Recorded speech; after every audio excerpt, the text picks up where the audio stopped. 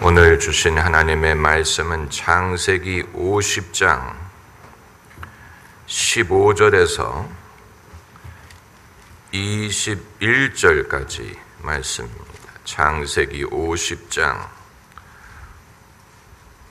15절에서 21절까지 우리 함께 읽겠습니다.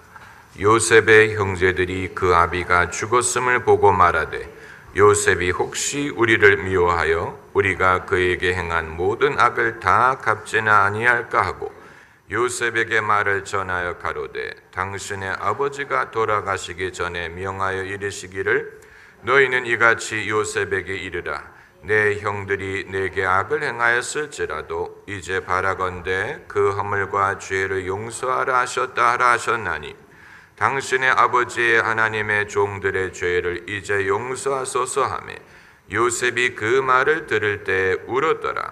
그 형들이 또 친히 와서 요셉의 앞에 엎드려 가로되 우리는 당신의 종이니이다.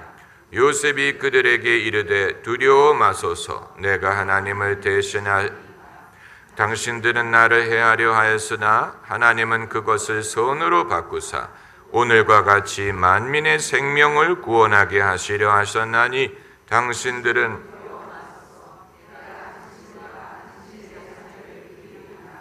그들을 간곡한 말로 위로하였더라. 아멘. 우리가 오늘날 당연히 여기는 하나님의 속성, 하나님의 성품을 믿음의 선조들은 어떻게 발견을 했을까? 하나님의 속성이라 함은 하나님의 선하심, 하나님의 사랑, 하나님의 거룩하심 같은 속성을 말하는 것입니다. 지금은 우리가 그것들을 당연하게 여기지만 옛 믿음의 선조들, 창세기에 등장하는 믿음의 인물들은 그것을 어떻게 처음 알게 되었을까? 하나님에 대한 지식은 애초부터 사람들이 다 알고 있었다고 볼 수 없습니다. 그들이 미리 다 알고 신앙생활을 시작한 것이 아니고 신앙생활을 해 나가면서 하나님에 대하여 발견해 나갔다고 보는 것이 옳습니다. 누가 미리 하나님에 대해서 다 알고 있어서 그것을 남들에게 가르쳐 주었던 것 같지 않습니다. 노아라는 믿음의 인물이 있었지만 노아가 사람들에게 하나님이 어떤 분인가를 가르쳤다는 성경 구절을 찾아볼 수 없고 아브라함이 믿음의 조상이었지만 그 말은 본인이 믿음으로 살았다는 뜻이지 남들에게 믿음을 가르쳤다는 성경 구절을 찾아볼 수 없습니다. 그러므로 창세기에 등장하는 각 사람은 하나님의 속성을 맛보아 알게 된 것입니다. 각자의 경험함으로 발견했다고 보는 것이 옳습니다. 하나님의 속성, 예컨대 하나님의 거룩하심, 이것은 창세기에 아직 확실하게 드러나지 않았습니다. 이 소돔과 고모라를 심판하실 때 하나님의 의로운 심판이었지만 그러나 하나님이 얼마나 거룩하시고 그 거룩함이 뜻하는 것이 무엇인가를 알게 되기까지는 레위기를 기다려야 했습니다. 레위기에 나오는 그 수많은 정결함에 대한 규제, 규절, 규례, 이것이 말하고자 한 것은 하나님이 정결하신 분이고 우리가 정결하기를 명하신다라는 뜻입니다. 하나님이 거룩하신 분이고 우리도 거룩하기를 원하신다라는 취지에서 그 모든 정결의 규례를 요구하신 것입니다. 또 하나님의 사랑, 오늘날은 우리가 그것을 당연하게 여기지만 구약 성경에서는 하나님의 사랑이 아직 전모가 드러나지 않았습니다. 구약 시대에 헤세드라는 히브리 단어, 헤세드라는 말이 하나님의 사랑을 뜻했다고 하는데, 그러나 그것이 본격적으로 전모를 드러나게 된 것은 신약 시대까지 기다려야 했습니다. 신약에 이르러서 비로소 하나님은 사랑이시니라. 구약에서는 하나님의 인자하심, 하나님의 자비로우심을 말할 때가 있었지만, 그러나 신약에 이르러서 비로소 하나님은 사랑이시니라. 형제들아, 우리가 서로 사랑하자. 사랑하는 자는 하나님을 알고 사랑하지 않는 자는 하나님은 알지 못하나니 이는 하나님은 사랑이심이니라. 그것이 계시되는데 수천 년이 걸렸어요. 그리고 그 사랑을 무엇으로 증명하셨습니까? 우리가 아직 죄인 되었을 때 우리를 위하여 독생자를 보내심으로 우리를 위한 하나님의 사랑을 증명하셨다고 했습니다. 오늘날 우리가 당연하게 여기는 이 진리가 사람들에게 전달되는데 수천 년이라는 세월이 걸렸어요. 왜 그렇게 많은 세월이 필요했느냐?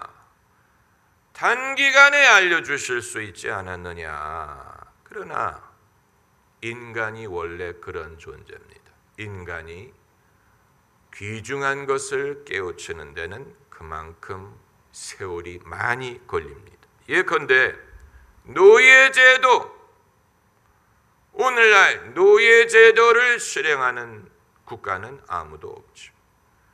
여러분 중에 노예를 부리는 분 있습니까? 아무도 없죠. 노예제도를 우리는 다 불의한 줄로 알고 나쁜 줄로 알고 나라마다 그것을 금지했죠. 그러나 그렇게 되기까지 수천 년이 걸렸다는 사실을 아십니까? 예수님이 사시던 시대에도 노예제도가 있었어요. 로마 제국에 노예제도가 있었습니다. 중세에도 노예제도가 있었습니다. 미국을 처음에 발전시킨 그 노동력을 노예들이 제공했습니다.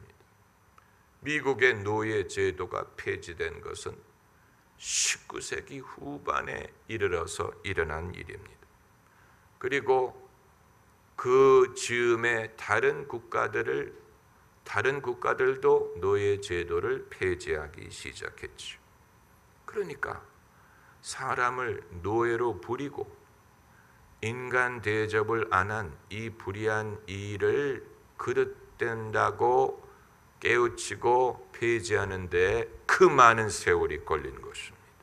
그것뿐만이 아니에요. 사람을 인종으로 차별하는 것, 인종차별, 그것이 잘못됐다는 것을 깨닫고 공식적으로 금지하기까지 얼마나 많은 세월이 걸렸습니까? 아마 수만 년, 인류가 사는 수만 년 동안 자기와 다른 인종을 차별하면서 살았을 것입니다. 아직도 사람들 마음속에 살아있어요. 인종차별적인 감정이 아직도 살아있어요. 그러나 적어도 공식적으로는 그것을 금지하고 있지 않습니까? 무슨 사람을 채용하는 일에서라든가 사람에 대해서 만일 인종차별적인 말을 쓰면 그 사람은 법적인 처벌을 받게 되는데 이렇게 된 지 얼마 되지 않습니다. 또 다른 예를 들면 미투로 대표되는 여성의 권익을 보호하는 일, 이것 이루는데 몇 년 걸렸습니까? 수만 년. 인류가 존재하는 기간 동안에 여성들은 힘 있는 남성에 의해서 성적으로 지배를 당했어. 그것이 아직도 남자들의 사고방식, 문화에 깊이 자리 잡고 있습니다. 그것을 불의하다고 여기고 그것을 고치려고 시도하기 시작한 것은 최근의 일, 미투 운동이라는 것이 최근에 일어난 일. 그러니까 진리를 인간이 깨우치고 실행하는데 얼마나 많은 시간이 걸렸는지 우리가 알 수 없습니다. 마찬가지로 하나님에 대한 진리를 사람들이 깨우치고 그리고 그것을 받아들이게 되는데 이것이 하루 이틀에 된 것이 아닙니다. 종교가 진화한다는 말씀을 드리는 게 아니 무슨 진화론처럼 아메바가 하등 생물이 되고 고등 생물이 되고 점점 진화해 가지고 인간이 되었다라는 식으로 종교도 그렇게 발전했다라고 말씀드리는 게 아니고 신앙의 진리를 사람들이 깨닫고 수용하는데 그만큼 시간이 걸렸다는 것을 말씀드리는 것입니다.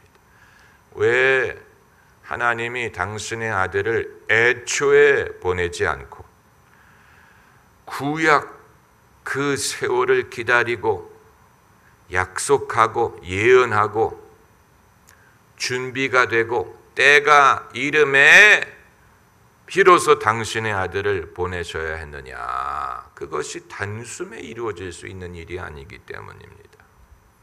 왜 율법을 먼저 보내시고 그 다음에 예수님을 통해 은혜와 진리를 주실 수밖에 없었느냐?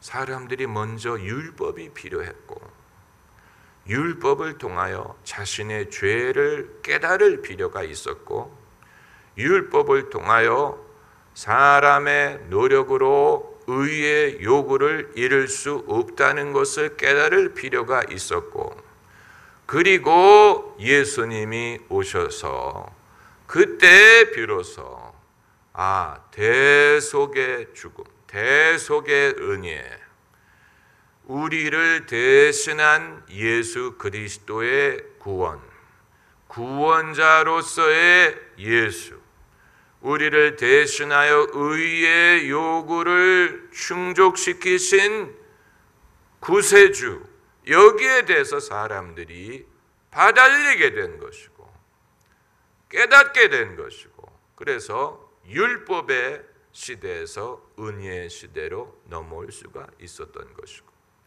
예수님이 오신 지 2000년이나 됐지만 여전히 사람들의 마음속에는 율법주의적인 근성이 쉽게 지워지지 않아서 예수님의 은혜를 우리가 믿고 우리 삶에 적용하는데 우리는 아직도 깨우쳐야 되고 실천하려고 애를 쓸 필요가 있는 것입니다. 이게 하루아침에 되는 게 아니에요. 진리를 교리를 듣는 것은 하루아침에 될지 모르지만 그것을 우리가 이해하고 소화하고 깨우치고 그리고 우리의 삶을 거기에 맞춰서 변화해 나가는 것은 그건 상당한 시간이 요구됩니다.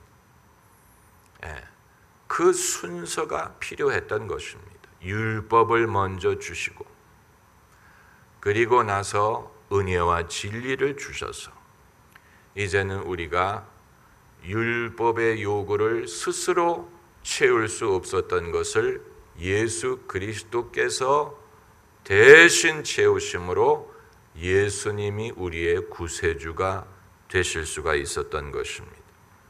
마찬가지로 이 구약 성경에서 하나님의 선하심을 최초로 깨닫고 하나님의 선하신 섭리를 자기 입으로 말한 사람이 요셉. 아브라함도 하나님의 선에 대해서 말하지 않았어요. 이삭, 야곱이 하나님의 선한 섭리에 대해서 말하지 않았어요.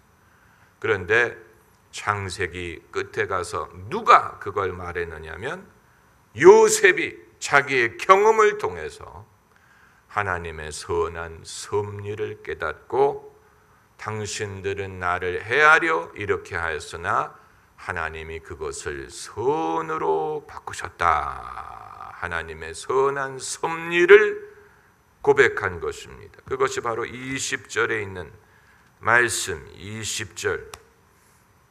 20절 같이 읽으십시다.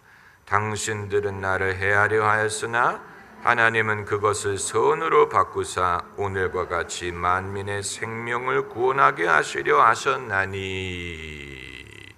당신들은 나를 해하려 했다. 이것이 인간의 악입니다. 악.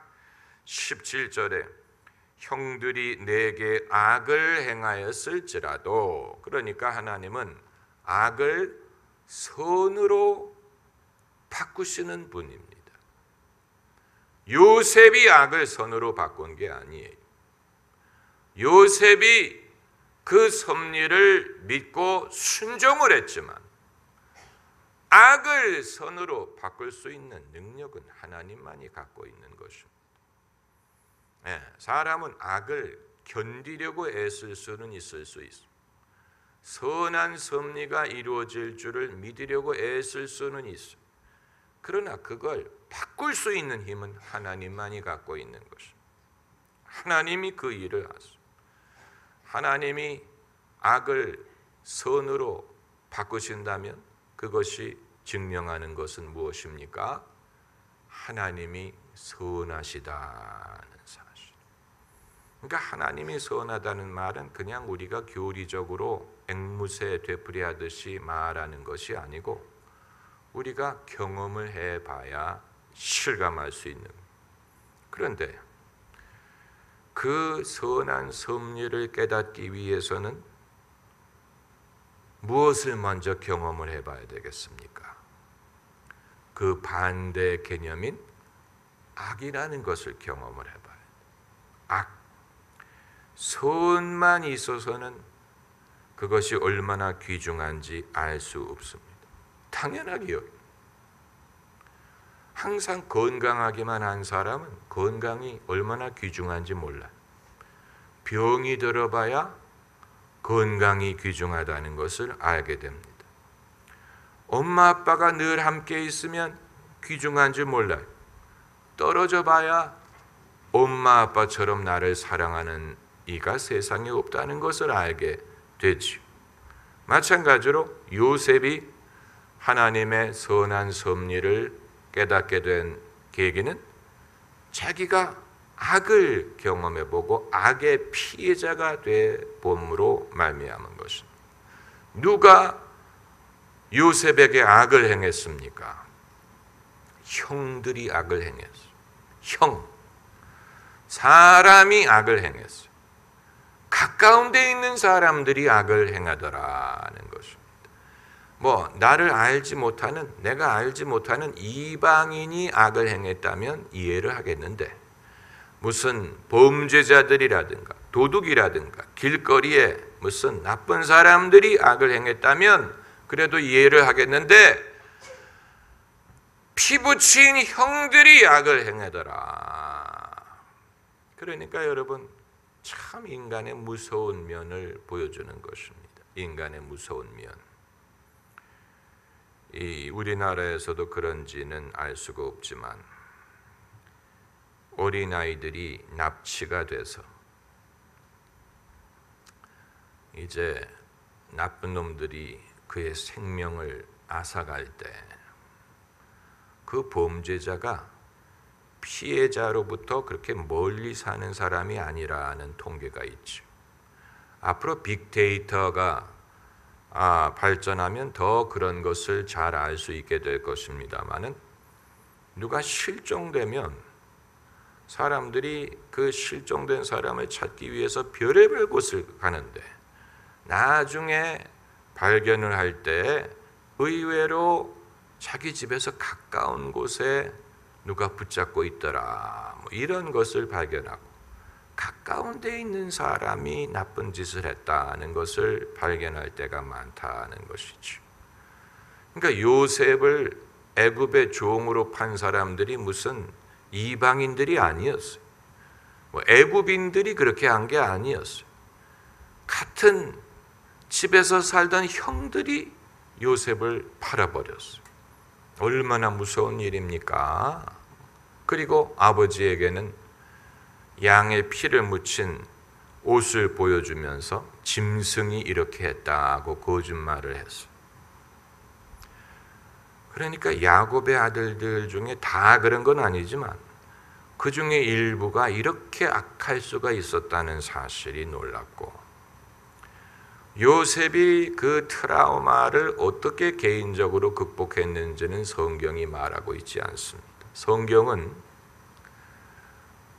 우리 인간의 속성과 다른 면이, 사람은 자기가 얼마나 고민하고 괴로워하고 거기에 초점을 맞추려고 하죠.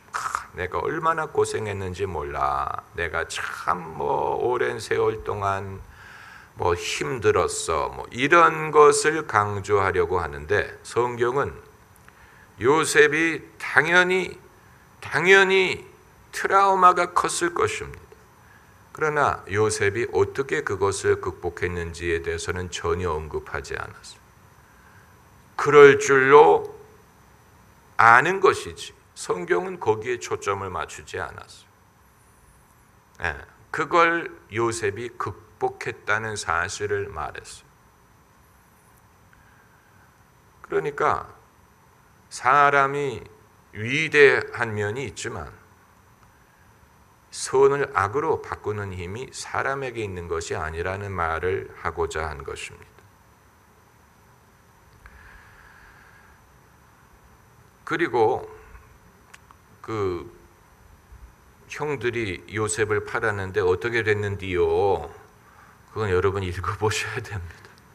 어떻게 됐는데 그렇게 됐다는 말인가요? 그건 성경을 읽어보셔야 돼요. 요셉이 바로의 꿈을 해석함으로 애굽의 총리가 되고, 그 꿈을 해석한 대로 천하의 기근이 와서, 그래서 요셉의 형들이 애굽으로 찾아온 거예요. 양식이 떨어졌기 때문에.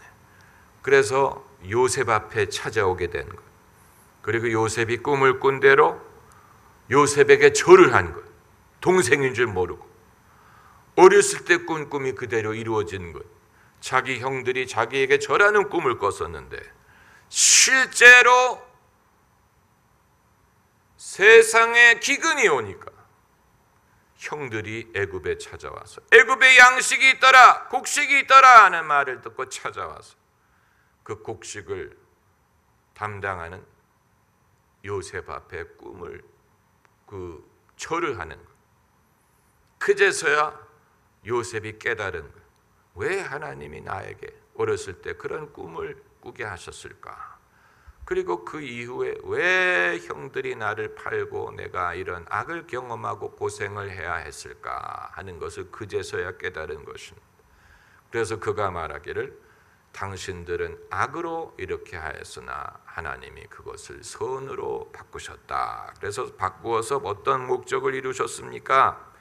오늘과 같이 만민의 생명을 구원하게 하시려 하셨나니. 그러니까 하나님의 선하심은 그냥 맹목적인 선하심이 아니에요.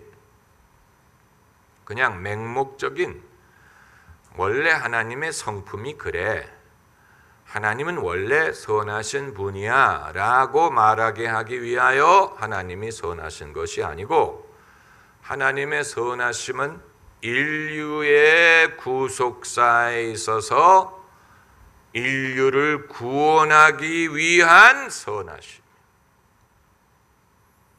그 목적을 이루기 위하여 사람들이 악을 경험하게 하시고 하나님이 그것을 선으로 바꾸시고 그 결과로 많은 사람들이 구원을 받게 하기 위한 것입니다. 그러므로 선하신 하나님이 왜 세상에 악을 허용하시느냐? 그 이유는 구속의 섭리를 이루기 위한 것입니다. 그 악을 하나님이 선으로 바꾸는 과정에서 그 악했던 사람들이 구원을 받을 수 있는 길을 열기 위한 것입니다. 예.